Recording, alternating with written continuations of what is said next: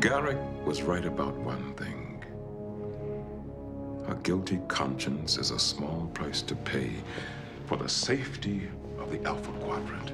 When we think of the greatest points in Legacy Trek, we are often reminded of Riker in Best of Both Worlds. Him accepting command and saying the word fire.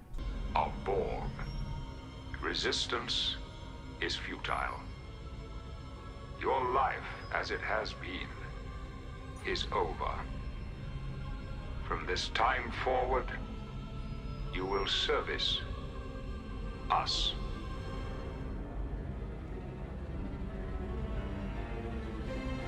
Mr. Worf, fire. We are also reminded of Sisko and the weight of the Dominion War that was on him, reminded that he can live with it.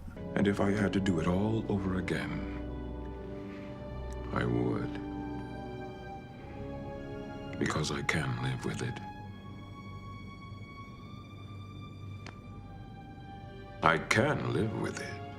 We see Janeway and Picard sacrificing for their crew, or we may observe Kirk outsmarting a foe that's more intelligent, stronger, and faster than he is. But something that we may all forget, myself included, is that most, if not all, arguably, of these series started out with the first season, or seasons, being cringe at best, and very bad at worst. But here's a question that I honestly had to start asking myself after Discovery Season 3. Does Trek have to produce a bad season, or two, for it to have its best of both worlds moment?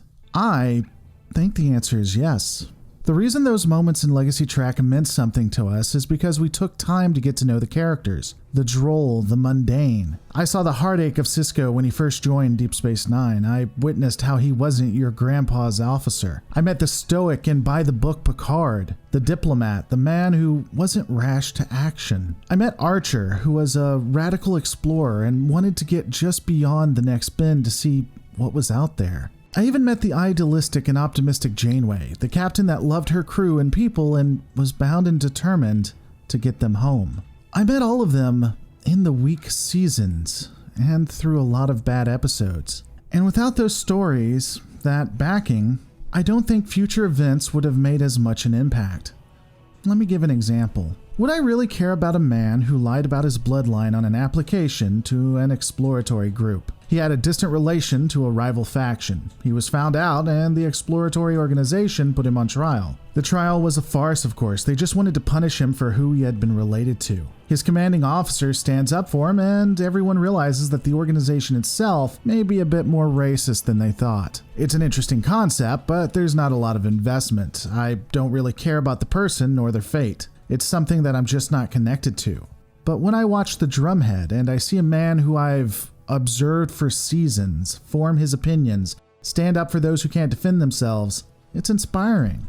So, for those of us who are honest, when we look at Star Trek Discovery with the same question in mind, is it just that we had to get through those 2 seasons to come to greatness? Now make no mistake, the first season of Discovery, where executives and even actors admitted they were going out of their way to attack people, it was toxic as hell. And it's something that we haven't seen them do since, probably because they realized it was fucking stupid. But removing that element and looking at the show for what it is, when we see the continuity issues, we see what we've seen in the first seasons of Legacy Trek. The changing of cultures or looks of other races, like we see in Legacy Trek. Its hyper-focus on one character, which was dumb and is wholly unique, does take inspiration from Legacy Trek.